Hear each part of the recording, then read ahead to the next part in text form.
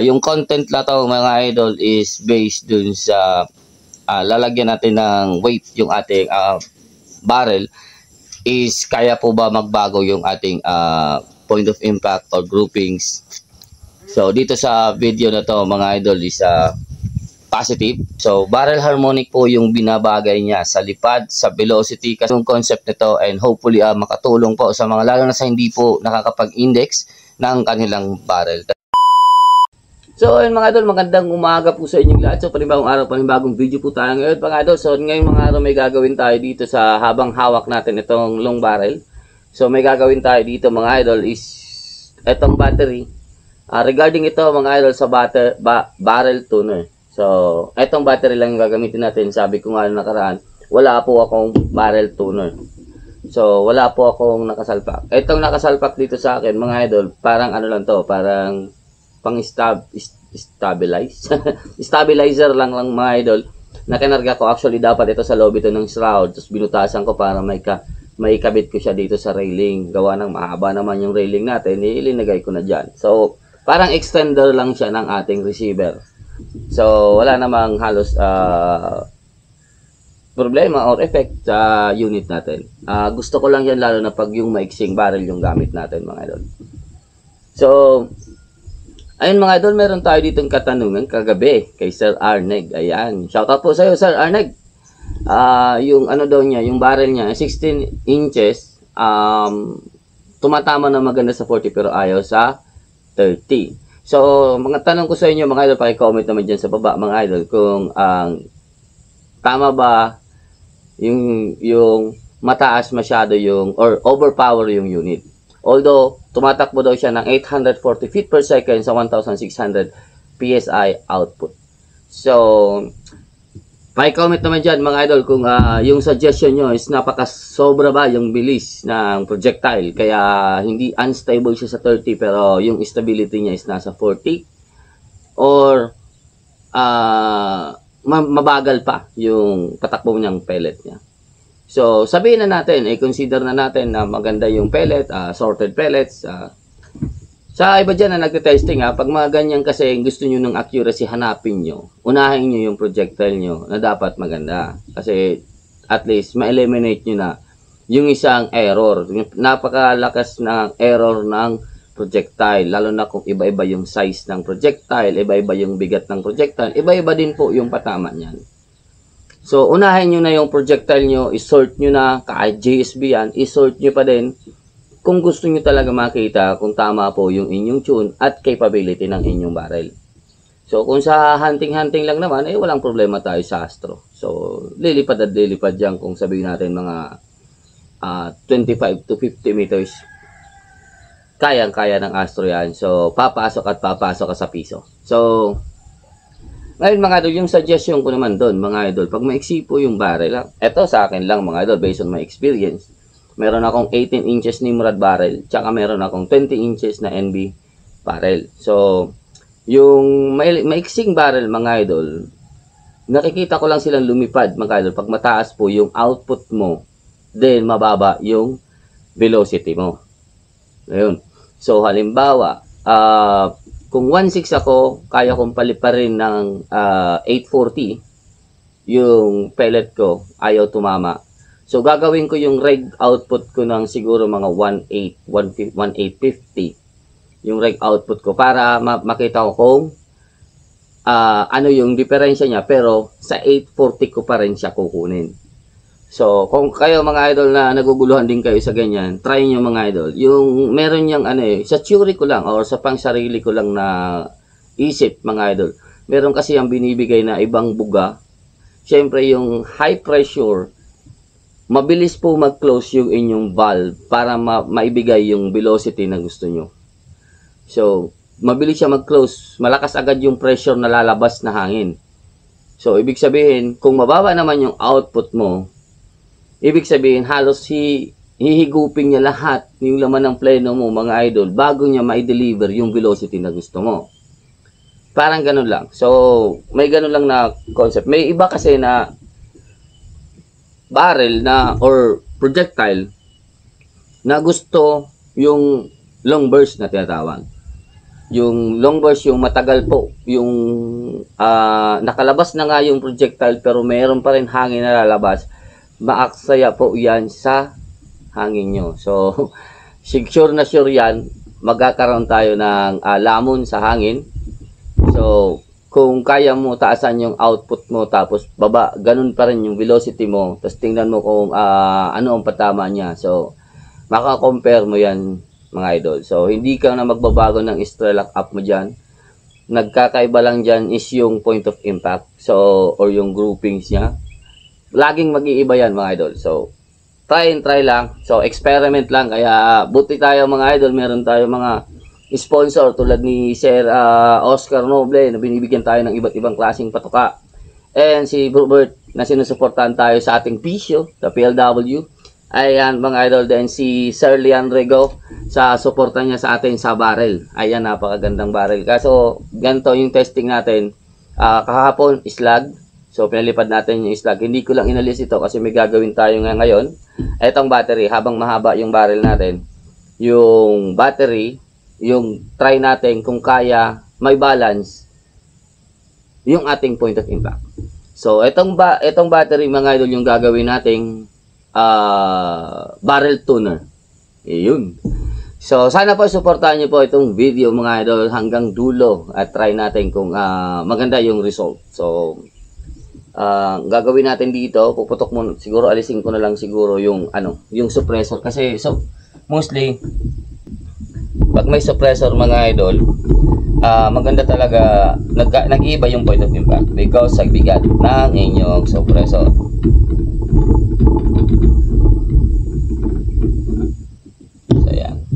Alisin natin yung suppressor. Open tayo. Hopefully, hindi malaglag yung aking camera dito. Yan. Usog natin yan. Lagyan natin ito ng pangpakapit. Yan. Para may balancer siya.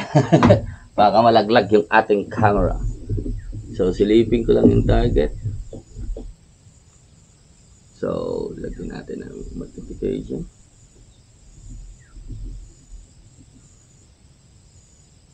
Ayan.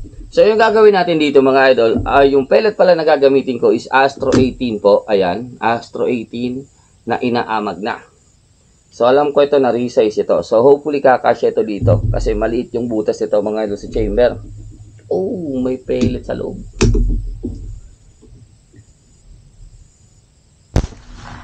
Wow. So, yung gagawin ko dito mga idol, magsiset muna tayo ng groupings. Try natin, titingnan natin kung yung groupings na wala yung suppressor and wala yung i-attach natin sa barrel.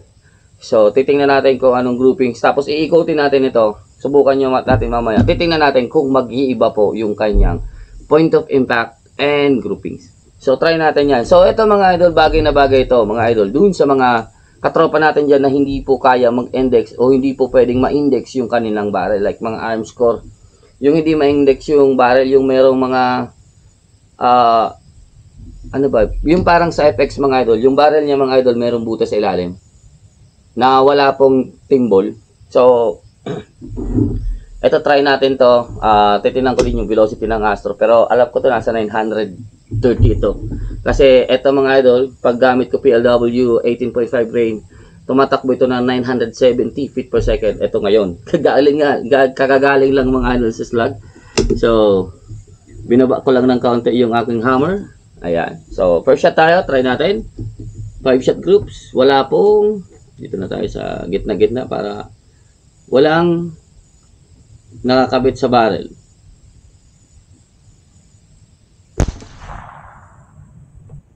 Okay, 964. Astro 18 ito mga idol na 18.9 grain.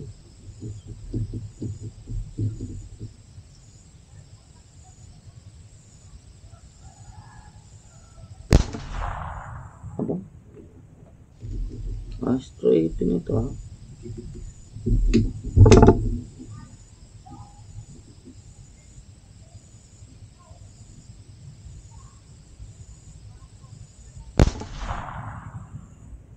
Grabe. 962 hindi ay hindi nagkakaroon ng problem sa velocity.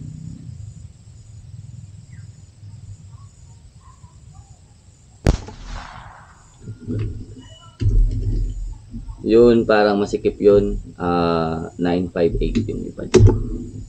Last.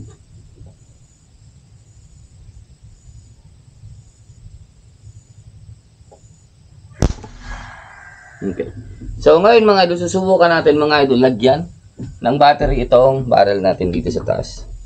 So pwede nyo gamitin mga idol, mas maganda dyan kung gagamitin nyo brass o anything na mabigat mga idol. Yung example ko lang is itong battery kasi ito lang po yung available ko na pwedeng maikabit. Ito. So may mga alam ko may mga diskarte kayo dyan mga idol, magagaling kayo dyan magkalikot. Kaya ito example lang, lahat ng mga binibigay ko sa aking channel mga idol, mga example lang na pwede nyong subukan. Hindi ko naman sinabing subukan nyo, pero pwede nyong subukan. Yan. Ito mga idol, lalagay ko dito sa taas. Tapos bibigay ulit tayo. Titingnan natin kung sana yung point of impact nya. So wala akong gagalawin dito sa unit. So same, Astro, susubukan natin yan. Kung magkakaroon po ng play. So, yung patama na yun is pwedeng makonsider na napakaganda na din. So, para sa Astro 18 mga idol, malala na yun. So, try natin dito sa katabi. So, with battery, 12 o'clock.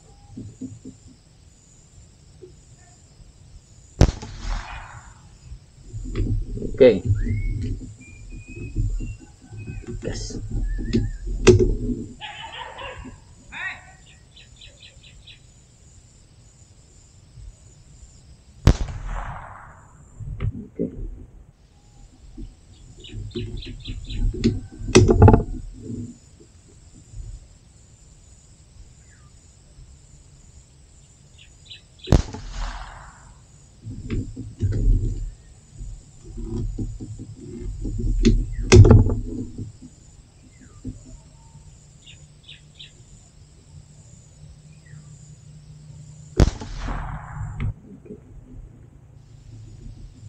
So as of now, mayroon tayong isang flyer.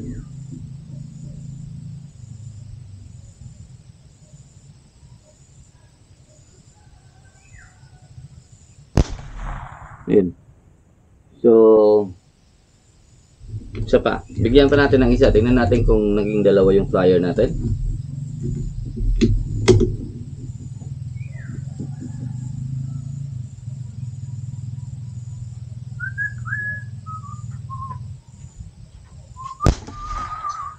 Okay. So, kung napapansin nyo mga idol, magkaiba po yung kanilang, mataas pa naman yung ano natin, magkaiba yung kanilang groupings. So, lalagay natin ito sa 3 o'clock. Yan. So, subukan lang natin dyan. Tingnan natin kung ano naman ang gagawin niya sa 3 o'clock. So, kung kayo mga idol, nakakita nyo na yung groupings nyo, pwede nyo na siyang dahan-dahanin. Pero para sa video na to, papaikotin natin sila ng 4. So, 3 o'clock, 6 o'clock, and 9 o'clock. Then, ibabalik natin yung walang ganyan.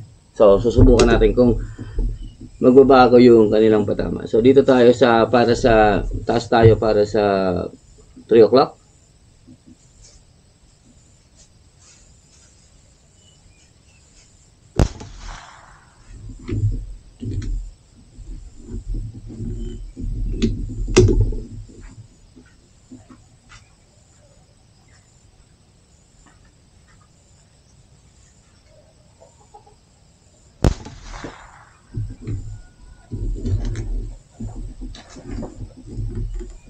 Naririnig ko ba? Tama ba naririnig ko? Parang ulan. Basak na naman yung box natin ito.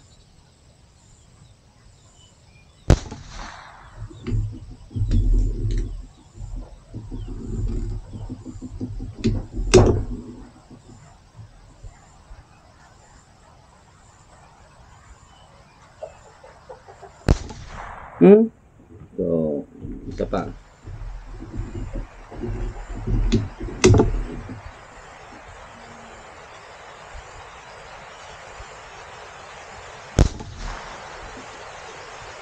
velocity naman. So yun, umiba na naman siya. Subukan naman natin sa 6 o'clock mga idol. Ganyan lang. Pero kung tutusin mga idol, yung patama dito sa 3 o'clock, meron ako nakitang maganda eh. So kung halimbawa, sorted itong Astro 18, possible ito mga idol na mag 1 hole dun sa 3 o'clock. Pero para sa experiment natin, hindi natin ito sinort. So ito mga idol, 6 o'clock sa katabi na to.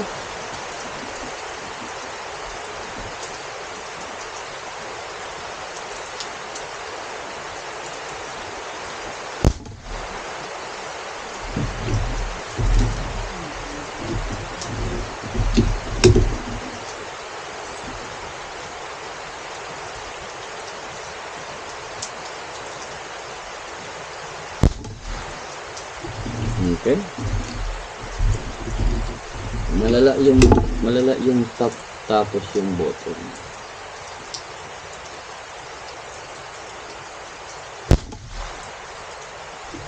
Okay.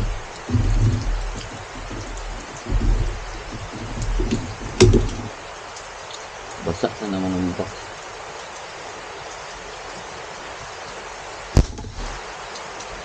So ayan. So yung 12 o'clock tsaka 6 o'clock malala.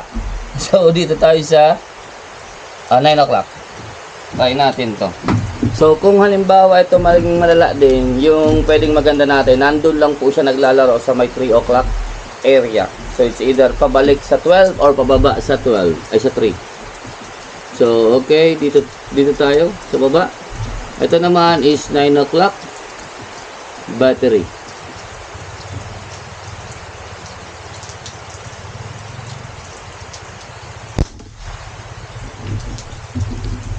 Velocity pa rin.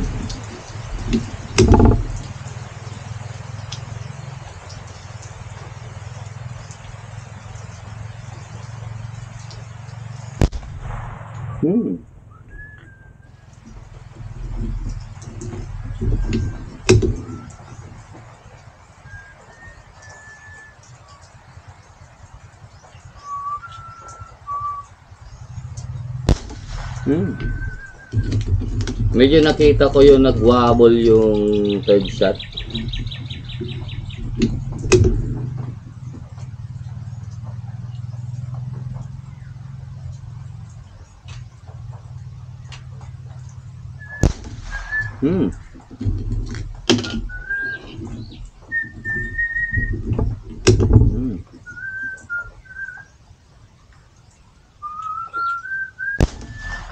Masikip yun eh. Masikip eh. Hindi yung pumasok ng diretso.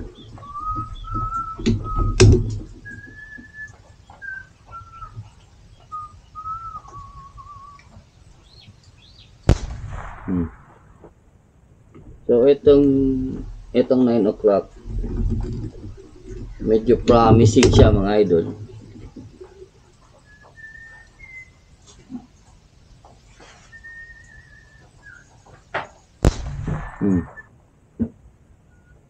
Mas maliit nga lang yung nasa 3 o'clock. Subukan kaya natin to lagyan ng ito, try natin ito. Ano to? Premium pellets. So, subukan natin yung PLW para makita natin kung ano yung patama nito talaga na sa 9 o'clock. So, 9 o'clock PLW.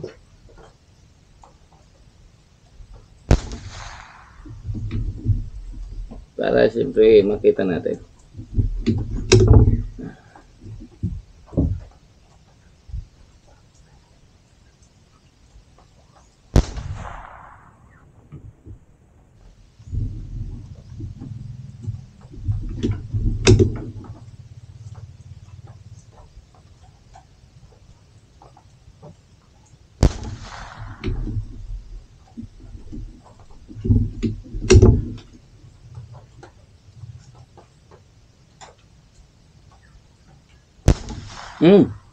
Parang nagalaw ko yun Okay.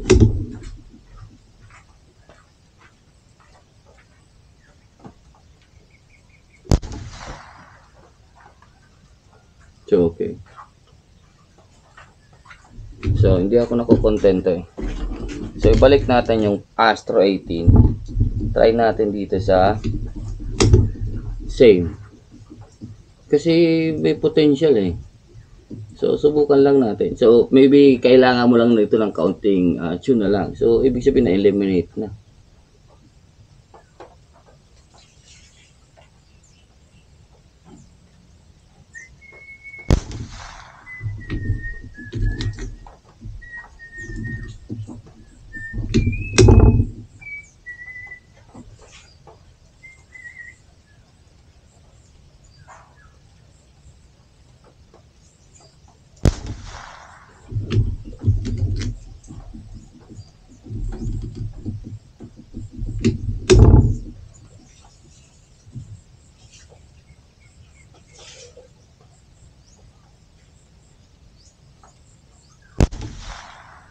Okay? Tigas ito.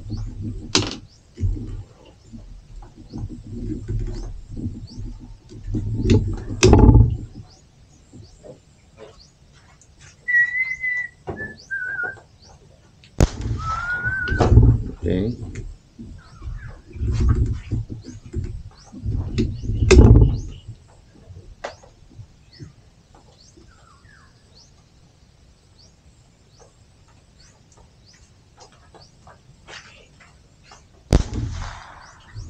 Okay.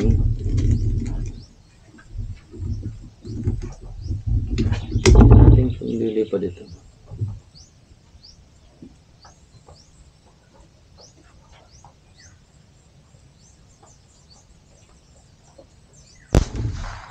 You know? So, alisin na natin to mga idol. Try natin kung mababalik natin siya dun sa dating groupings.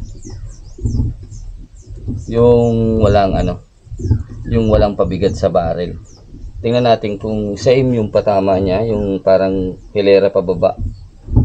Yung patama kasi ng parang hilera sa pababa. Okay. Again, walang nakalagay sa barrel. Test.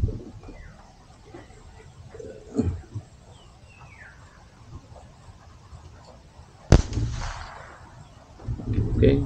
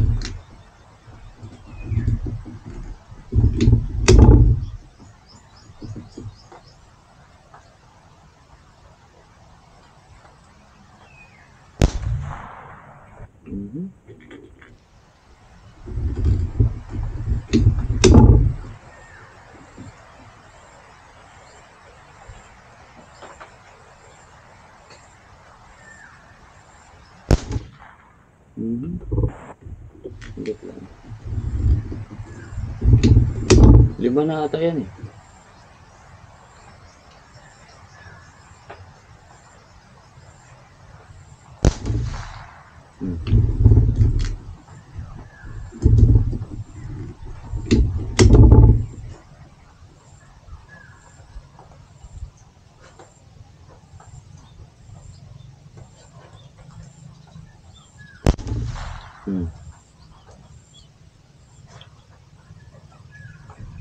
So, mas maganda ito pag walang nakakabit.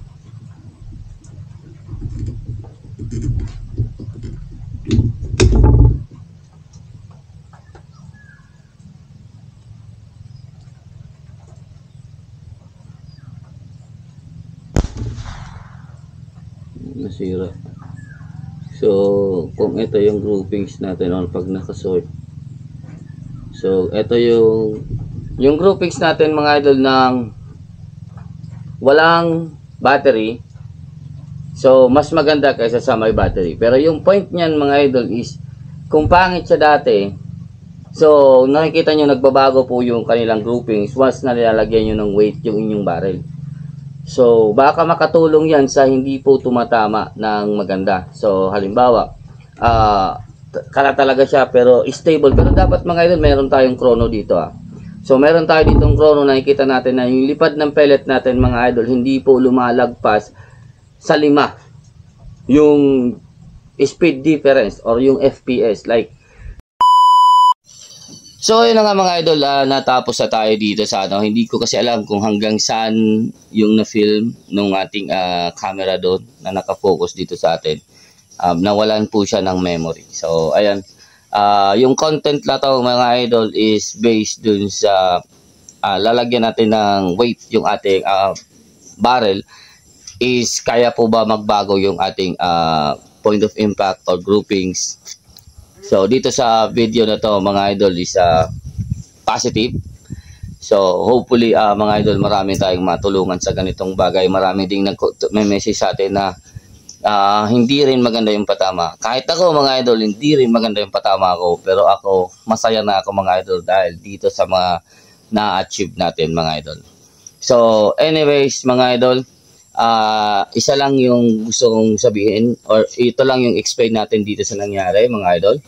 Yung 3 o'clock and 9 o'clock halos pwede natin siya laruan kung alin ang gusto natin. Pero sabihin natin, nag 3 o'clock ako mga idol tapos ganun yung patama niya. Ano kaya kung i-move ko siya like sa mga 2 o'clock or 1 o'clock? Parang ganun mga idol, lalaruin nyo lang yun mga idol. Lalaruin nyo lang mga idol. Ginawa ko lang na 4 para mabilis yung video and para matapos agad. Pero nandun po yung idea doon is laruin nyo lang. Unti-unti yung iikot dyan mga idol. Para makita nyo talaga yung pinakamagandang patama. Pero make sure mga idol na yung velocity nyo mga idol is maganda po. Like consistent. Consistent na po yung inyong receiver, yung unit nyo mga idol, yung putok nya. Halos the same na lang po yung lipad. Pero yung projectile nyo is ayaw pa rin tumama. So, gusto ko dun yung makikita yan na para magbago. So, yung ginamit natin mga idol is Astro 18. Tapos yung setup natin is consistent siya. So, yung spread ng velocity ko mga idol hindi po lumalagpas ng 5. So, ayan. Ito yung patama niya mga idol dito sa Astro 18. Pero nakikita nyo, meron tayong pagbabago doon. Once na linagay natin sa taas yung weight, iiba din po yung kanyang patama. Ang tawag dyan mga idol, binabalance po nung weight natin sa barrel, yung ating barrel harmonic. So, barrel harmonic po yung binabagay niya sa lipad, sa velocity. Kasi every time na ipuputok mo yan mga idol, pag travel ng projectile mo sa barrel mo mga idol, magkakaroon niya ng ganyan yung inyong barrel. So dun sa weight na yun mga idol, nakokontrol niya o naliles niya yun. Kaya yung ibang barrel tuner mga idol, dinalagay niya is either sa gitna, sa may malapit sa may muzzle. Hinahanap nila yon mga idol, inuurong-urong nila yon hanggang makita yung barrel harmonic is mabalance po yun na maging less. So hindi yan nawawala So, magiging less lang yan. So, bawasan lang yan para mas maganda yung lipad ng inyong pellet. So, hindi po siya nagkakaroon ng up and down, left and right, parang gano'n ng mga patama. So, yung ginawa din natin na to, mga idol, gano'n din siya. Hinahanap niya yung barrel whip. So, yung tip sa dulo, mga idol, ng ating barrel, yung whip para mabalance din niya na hindi na siya gumalaw dun banda sa dulo. So, yung wave ng harmonic niya is maging stable na din po. So, ganun lang mga idol yung concept nito and hopefully makatulong po sa mga lalo na sa hindi po nakakapag-index ng kanilang barrel. Kasi doon sa indexing naman mga idol, once na ini-index natin o iniikot natin yung barrel natin, nagkakaroon po tayo ng magandang groupings. Okay? So, ang problema lang is paano kung nasa left or right and after how many meters magkakaroon tayo ng drift kahit walang wind. So, can't, can't bang tawag na dyan? Okay. So, parang sa scope can't. Ganoon. So, magkakaroon na siya ng shift. Hindi na siya tatama ng center dun sa reticle natin. So, meron din sa atin pinapasubukan sana yung string. So, gagawin natin ulit yun. Tapos, puputok tayo sa malapit. Then, isi-zero natin. Then, puputok tayo sa malayo na may string. Hoping na dapat yung projectile line up mga idol dun sa reticle, dun sa string. So, i-align natin yung reticle natin doon kung sa alignment ng string, then puputok natin na dapat tatama tayo doon mismo sa alignment na yon. Hindi po tayo dilihis ng left or right, mga idol. So, ngayon mga idol, medyo masama yung panahon dito, medyo may hangin. So, hindi ko magagawa yun. Pero gagawin natin yan mga idol sa future, mga idol. Ibabalik na natin yung barrel natin, yung NB20, at tapos na rin tayo dito sa content. Yung una natin is slug. Then, eto, habang mahaba, kasi yung bangga po dito sa tank pag gilagyan natin ng battery. So, eto ginamit natin. Ayun, maraming salamat po. At kung hindi ka pa nakapag-subscribe, subscribe na po ako dyan. At shoutout din po sa inyong lahat. Thank you. Ayan, shoutout po na marami. Hanggang dito lang. Take care. God bless. Peace out.